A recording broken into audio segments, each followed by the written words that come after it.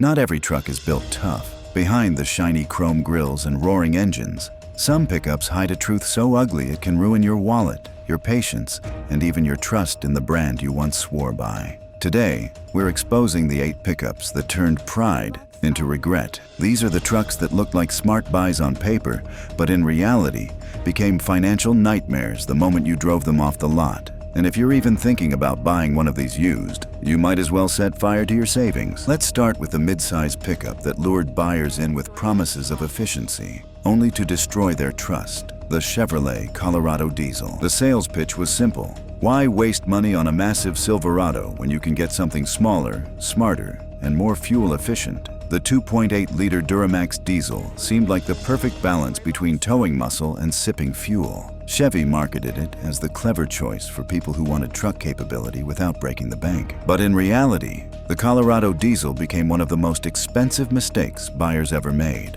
Owners quickly discovered that the emission system was fragile and brutally expensive to repair. Diesel particulate filters clogged with soot, exhaust gas recirculation valves failed repeatedly, and diesel exhaust fluid injectors gave out without warning. When that happened, the truck didn't just run poorly, it dropped into limp mode, crawling at 20 miles per hour while traffic blasted past you. Repairs weren't cheap.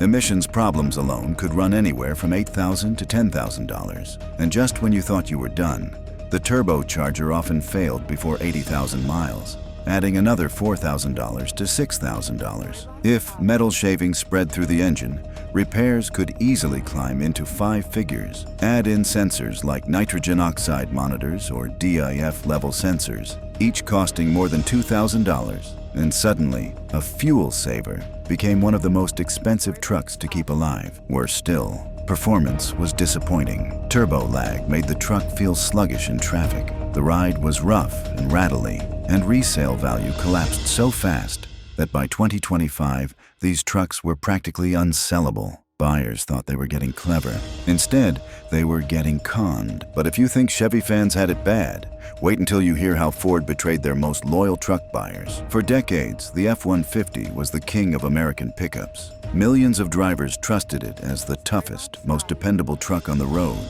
But during the mid-2000s, Ford's Triton V8 turned that loyalty into heartbreak. The disaster started with spark plugs. On early models, weak threads in the aluminum heads meant spark plugs could literally blow out of the engine like bullets. Later versions didn't fare any better. Instead of popping out, the plugs fused themselves in place. Mechanics often snapped them while trying to remove them, forcing entire cylinder heads to be replaced. Something as simple as a tune-up ballooned into a $3,000 to $5,000 nightmare. But spark plugs were just the beginning. Timing chains stretched far too early. Cam phasers rattled so loudly the truck sounded like a tractor at idle. And fixing the timing set could run $4,000 to $6,000. If the valves got damaged, the bill shot to $8,000 or more, and the problems kept piling up.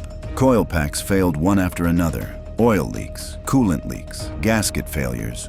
You name it, the Triton had it. Many owners realized their trucks spent more time in the shop than in their driveway. What made it worse was Ford's refusal to acknowledge the scope of the problem. They kept producing the same engine for years while loyal buyers paid the price. By 2025, F-150s with a 5.4-liter Triton V8 will be poison on the used market. Mechanics warned buyers to stay far away, and resale values have sunk into the gutter. But Ford wasn't alone in betraying its customers. General Motors had its own catastrophe brewing, and it started with a so-called fuel-saving innovation that ended up destroying engines across America. The Silverado had a reputation as a tough, hard-working truck that could take abuse and keep running. But in 2007, Chevy introduced active fuel management, a system that shut off half the cylinders during light driving to save fuel. In theory, it sounded like genius. In reality, it was one of the worst ideas in truck history. The system relied on weak hydraulic lifters that collapsed early, grinding down camshaft lobes and scattering metal fragments throughout the oil system. That dreaded ticking noise many owners heard wasn't harmless. It was the sound of a catastrophic engine failure in progress. Repairing lifters and a camshaft costs between $3,000 and $7,000. If the damage spread too far, a full engine replacement easily reached $15,000. To make matters worse, the AFM engines were notorious oil burners. Some owners reported losing a quart every 1,000 miles, miss a top-off, and your engine could seize without warning. Chevrolet's attempts to fix the issue, redesigned deflectors, software patches, warranty repairs, all failed to solve the problem. Most failures came just after the warranty expired, leaving owners to foot the bill. By now, these Silverados are avoided like the plague on used lots. Buyers know the risks, mechanics issue warnings, and resale values have cratered. What was supposed to be a symbol of grit and reliability became one of GM's biggest betrayals. And for those who thought spending more for a GMC badge would buy them quality, that decision turned out even worse. Many buyers walked into dealerships thinking, I don't want just a Silverado. I want something nicer, more refined. I'll pay extra for the professional-grade Sierra. That decision cost them thousands. Underneath the chrome grille and leather seats, the Sierra carried the same active fuel management disaster as the Silverado. Lifters collapsed, camshafts failed, and engines filled with shrapnel. The ticking noise under the hood was the same death sentence Silverado owners knew all too well. Repair costs were identical, with lifter and cam replacements ranging from $3,000 to $7,000, and full engine replacements hitting $15,000. And to make matters worse, Sierra buyers often paid thousands more up front than Silverado buyers. Their reward? The same failures wrapped in a fancier package. Oil consumption was rampant, and forums filled with Sierra owners venting their frustration. Many felt humiliated. They had bought into prestige and identity, only to realize they'd been scammed by marketing. By 2025, GMC Sierras from this era will be practically radioactive on the used market. Mechanics warn customers not to touch them, and dealers roll their eyes when one shows up on a lot. But even Toyota, the brand that once stood untouchable in reliability, stumbled hard. Toyota trucks once had a near mythical reputation. People bragged about Tacomas and early Tundras lasting 300,000 miles without breaking a sweat.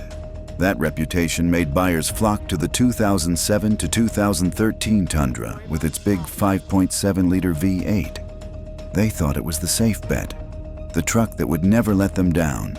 Instead, they got an expensive string of failures. The secondary air injection pump, part of the emissions system, was one of the biggest offenders. When it failed, the truck went into limp mode, leaving drivers crawling on highways at unsafe speeds.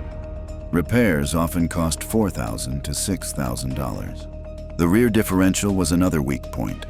It whined, clunked, and sometimes shattered under towing loads, costing another $3,000 to $5,000. For people who depended on their trucks for work, that wasn't just frustrating, it was devastating. Then came the rust. In northern states, frames rotted out so badly that lawsuits and buybacks from earlier models carried over. Owners spent thousands trying to slow the corrosion, only to watch resale values disintegrate. And fuel economy. That thirsty 5.7-liter V8 guzzled gas in the low teens, crushing wallets when fuel prices spiked. By the time the truth came out, Toyota fans were shocked.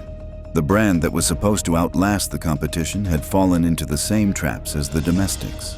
Reliability was no longer guaranteed. But Toyota wasn't the only Japanese brand to crash and burn. Nissan's biggest gamble turned into one of the ugliest flops in pickup history. When Nissan announced the Titan XD with a Cummins diesel under the hood, buyers thought they were witnessing the future of pickups. A half-ton truck with diesel muscle and everyday comfort? It sounded like the perfect compromise, but reality hit like a sledgehammer. Nissan tried to cram European-style diesel emission systems into an American pickup, and the results were catastrophic. Exhaust gas recirculation valves clogged, diesel particulate filters choked, and DEF injectors failed constantly. The punishment? Limp mode, stuck at 20 miles per hour while semis roared past. Repairs often exceeded $8,000. And then came the turbo failures. Despite wearing the Cummins badge, turbos were seizing and shattering before 80,000 miles. Replacement costs ranged from $4,000 to $6,000, but if metal fragments contaminated the intercooler or exhaust system, repairs could balloon to $12,000 or even $15,000. Cooling system failures, leaking radiators, and failing sensors added insult to injury.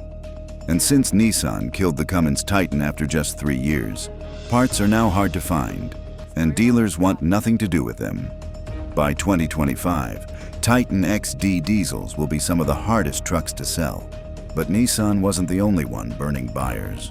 GMC had another so-called professional grade pickup that left customers furious.